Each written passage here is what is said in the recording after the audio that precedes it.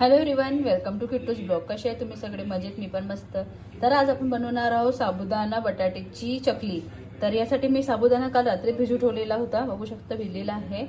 तर आता मी साबुदाण्याला भिजून ठेवलेला, अजून 1-1.5 तास अजून भिजू ठेवते आणि वॉश केलेले आहे.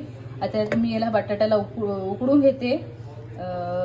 आता 5-6 शिटी लावून घेते. याला वॉश केलेले आहे. आता मी पाणी टाकून वॉश करून घेते, उकडायला ठेवते. तर साईडला मी बटाटे उकडायला ठेवते. 5-7 सिटी करूया आपण याला.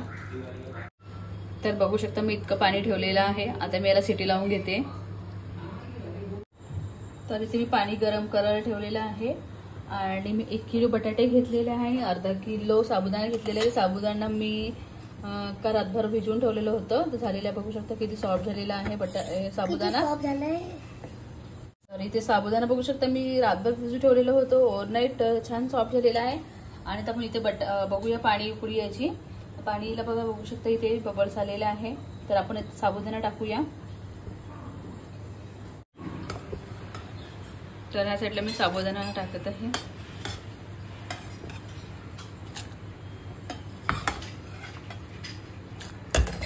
आणि बघा मी तर टाकलेलं आहे. थोडं पाणी आल्यावरती याला आपण आता थोडा वेळ झाकून ट्रान्सपरंट होतपर्यंत आपल्याला हे करायचे आहे. साबुदाणा ट्रान्सपरंट झाला तेव्हापर्यंत आपल्याला साबुदाण्याला होऊ द्यायचे आहे.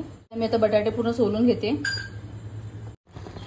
तर बघू शकता साईडला साबुदाणा झालेला आहे. मी गॅस ऑफ करते आणि यामध्ये चवीप्रमाणे तिखट आणि मीठ घालते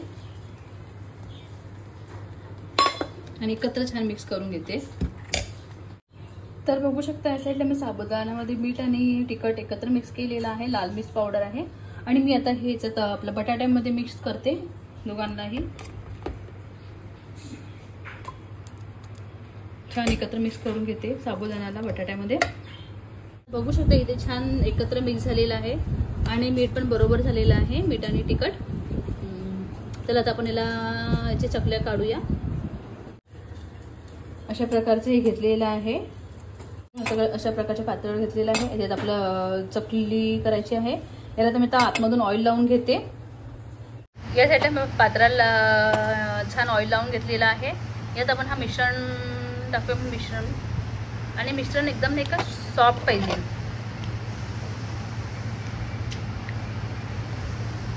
तर मी ते सगळं भरून घेते. तर बघू शकता इथे मी मिश्रण भरलेलं आहे आणि आता त्याला लावून घेते.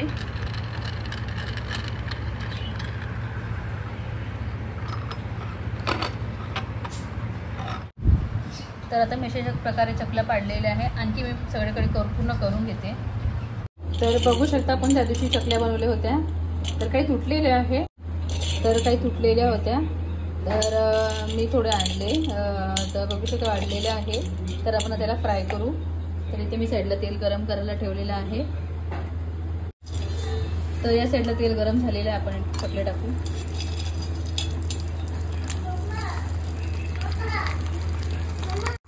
तर बघू शकता चकल्या फ्राय झालेल्या आहे छान आणि फुललेले पण आहे.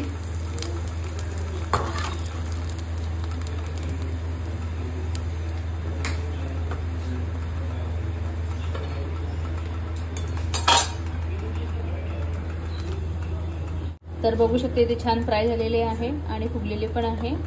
तर कशी वाटली रेसिपी तर नक्की कमेंटमध्ये कळवा. व्हिडिओ आवडला असेल तर लाईक करा, शेअर करा, सबस्क्राईब करा. विसरू नका. Bye bye.